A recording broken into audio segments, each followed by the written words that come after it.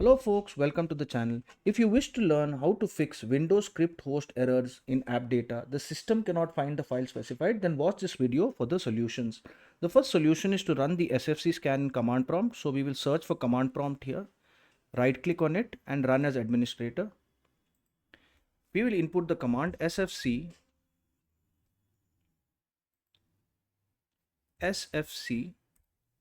space slash scan now SCANNOW and press enter.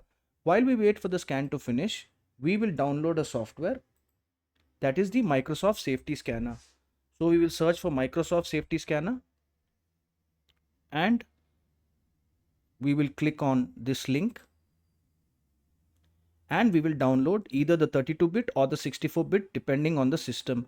How do we find out the info on the system is we search for system information and we look for the system type. So mine is an x64 based PC. If yours is an x86 based PC, then you need to download the 32-bit version. So we will download the 64-bit version.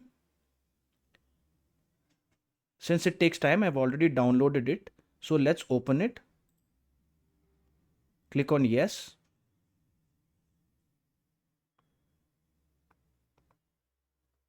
And we'll click on accept all terms of the preceding license agreement.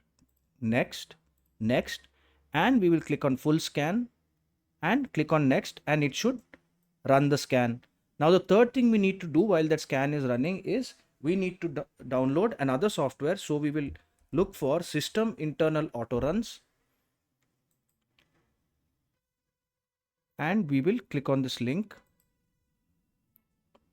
and we will download this file.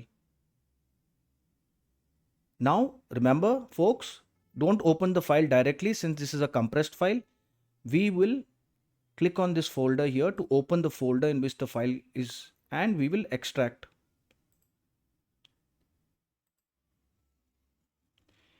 Once you extract it, remember folks, we need to only run autorun 64. So right click on autorun 64 and run as administrator. Click on yes. And we'll wait for the scan to finish. Okay, it's ready now. So folks, we will apply a filter here called VBS. But before that, I want to show you, if you see these red lines here.